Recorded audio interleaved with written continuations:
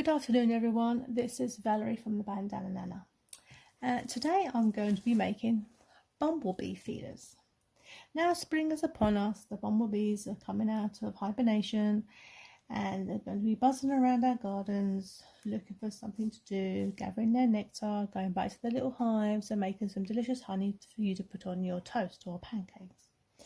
Now where I work in Hertfordshire in a little village called Radlett, and the residential home I work at has lots of different gardens. We have sensory, we have remembrance, we have memorial, we have a fairy garden, and we have the lavender garden.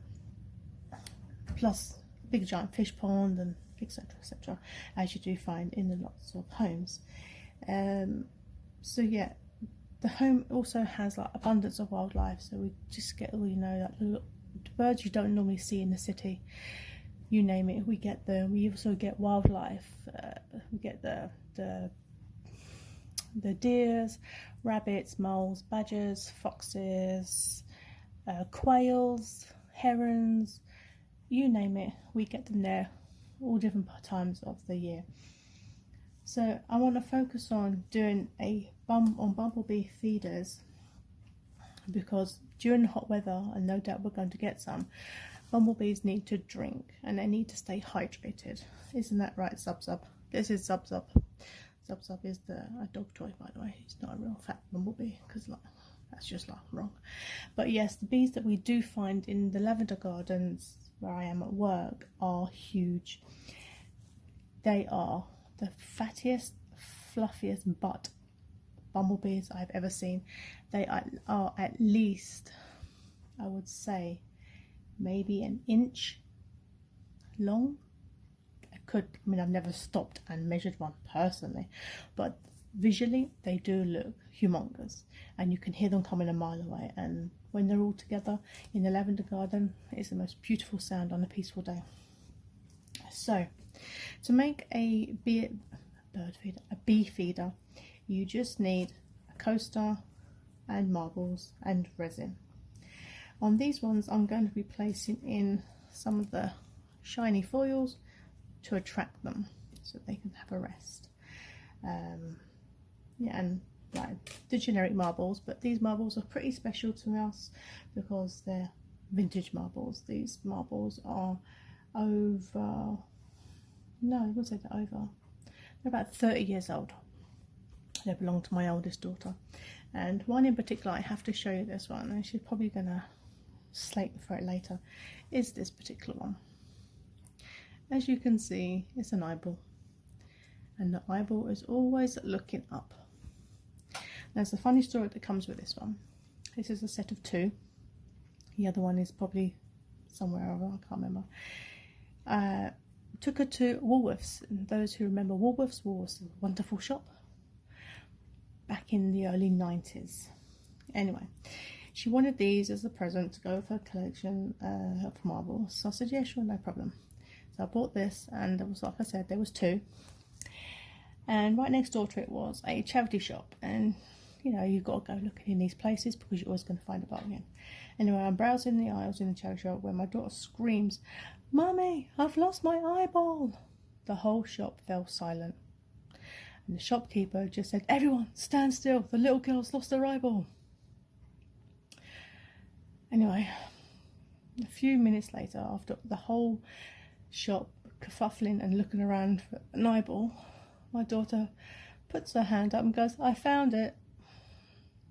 Up comes this big giant eyeball in the little girl's hands, and the look on the shop people's faces, I'm telling you, I could have died. They're all thinking she's got a glass eye. I know it's a big giant marble, but I didn't have the heart to tell them. I just grabbed my daughter, said thank you everyone for looking for her eye, and I just left. Yeah. So that's just a funny story. Sorry, I had to share that. Anyway, so I've mixed up some resin, and I'm going to put a little tiny coat at the bottom. Put on the coloured foils. I try not to stop myself from laughing now. I'll put on the coloured foils and then place the marbles on the top, and just so it's a tiny little bit of the marble. We don't want to smother them because they need to be able to have water to be collected in between, so when the bees land on the marbles for safety, and they can drink from them. So I'm being watched by Zub Zub here to make sure I do the job properly. Okay, and let me just take out the, I had to put them underneath them only because there's so much static on them. Look, static. I couldn't get them off my hands.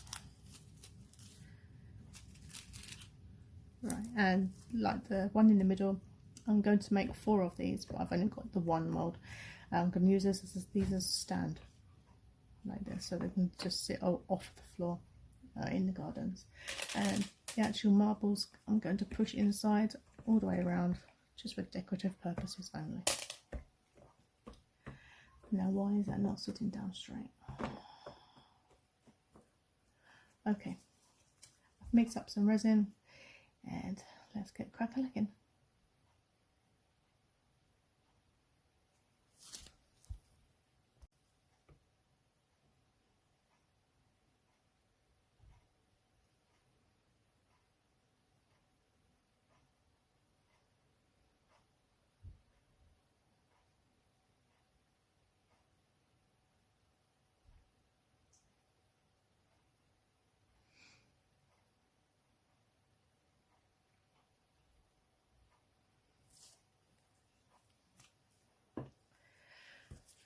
Right, let's spread it out a bit.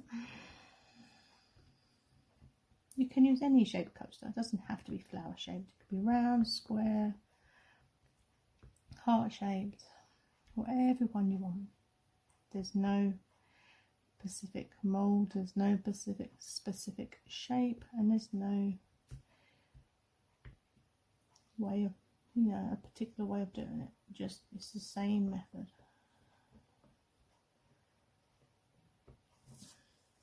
I think this mould is warped for some reason. Or it could be not part of the set. It's a different colour from the others.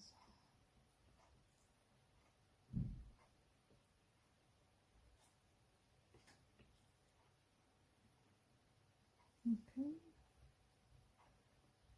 I believe that's into all the petal areas.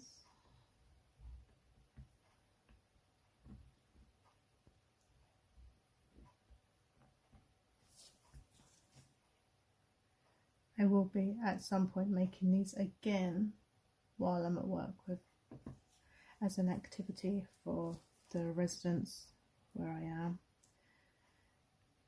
They love doing resin. I've done bookmarks with them and key rings, and this is one of the things they actually like doing. They like doing resin, but as you know, as we know, resin is expensive, so it's like an activity that we only do very rarely, but they do enjoy it.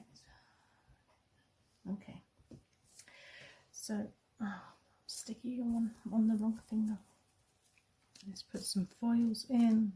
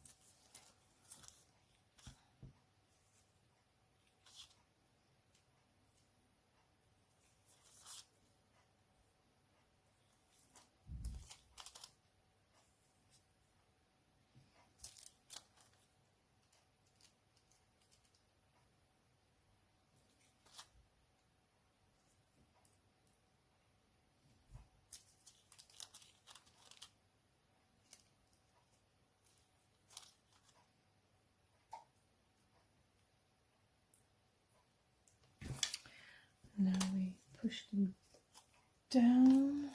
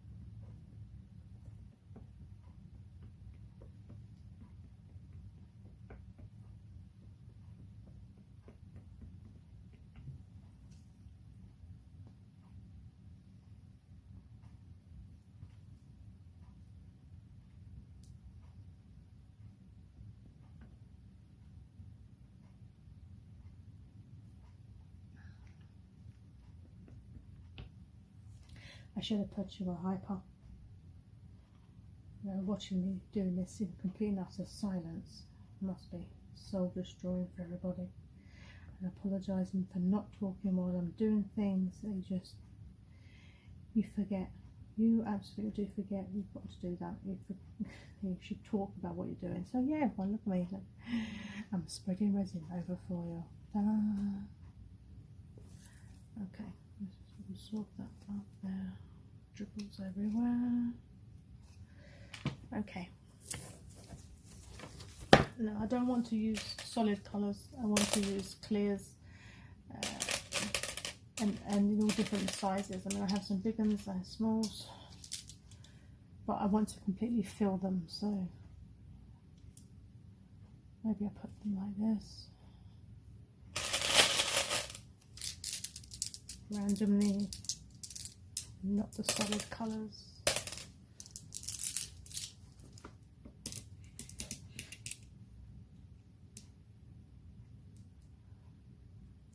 Any money, I've put too much glue in.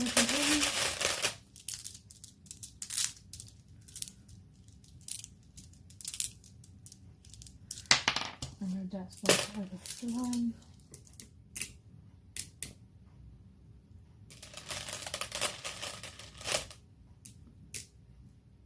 So you can see where I'm going with it.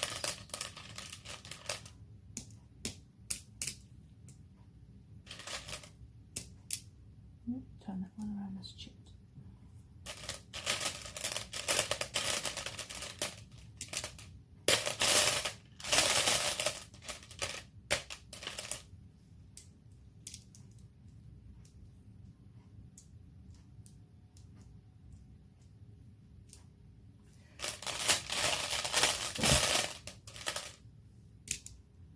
One more.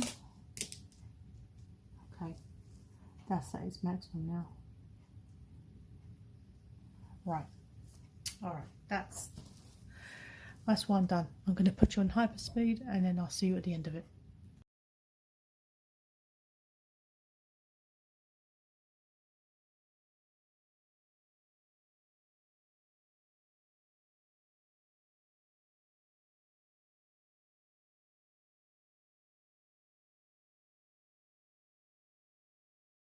It's been a couple of hours now and they're ready to pop out and demold. Instantly think I'm going to be disappointed. They're not how I imagined, purely because what I'd seen or done previously, I really can't remember if I made these ones. I think I made them but without resin, and totally different experience. So I'm rubbing my eyes. Anyway, let's demold and I'll tell you what I mean. So initially in the mould, even though there were 2 hours in the machine, they're still soft. So I'm being quite careful in what I do.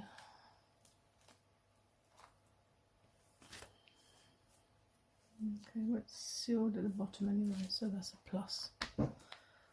Okay, my issue.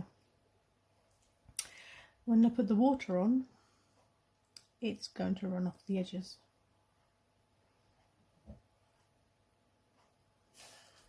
It's not deep enough around the edges to retain the water.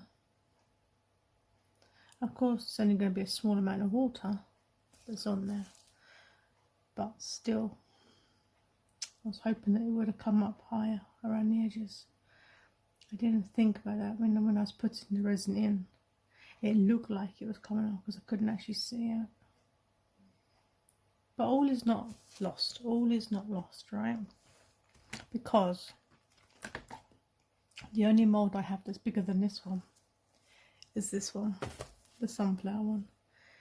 And if I put it in there and put resin in, I should be able to put it up higher. But then where it's low, it might go into here. So I don't know.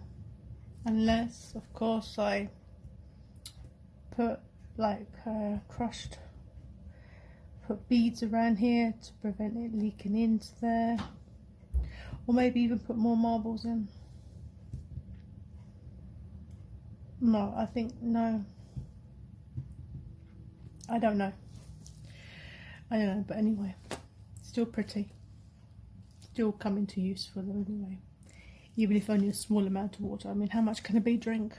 I mean, they've only got little bellies, haven't they? Very little bellies. Okay, that's one. So this one was the yellowy colour foils. This one is, it looks like the clears. They're still sparkly. I wonder what it's going to look like when I take it out to work tomorrow.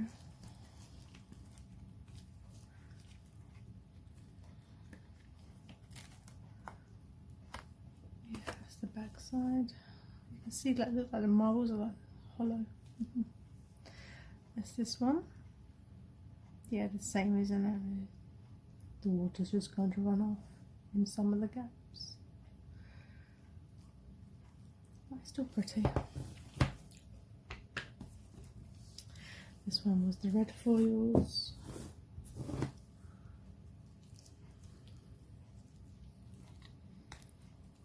Where there's a will, there's a way, and then there's always a way around it. You live, you learn, you crack on and do it all over again. That's the red. I still like them. I like them, yeah. And this is the pinky purples.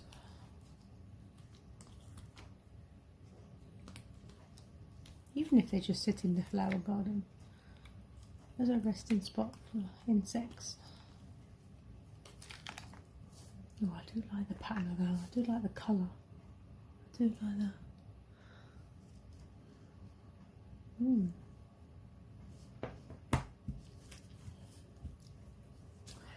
And this is the stand for one of them.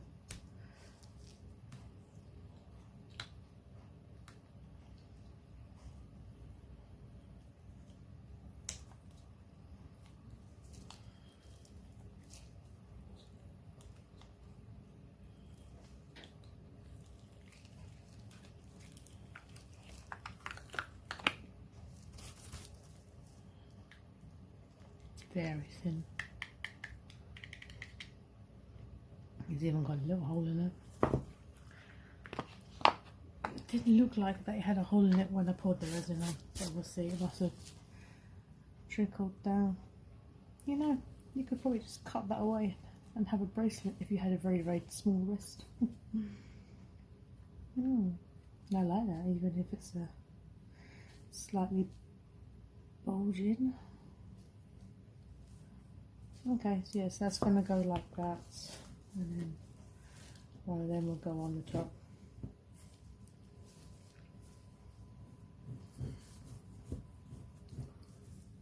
Yeah, I like it.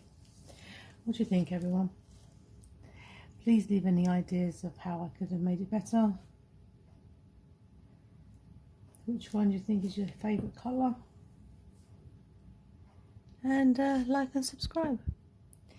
And I shall see you on the next experiment / video.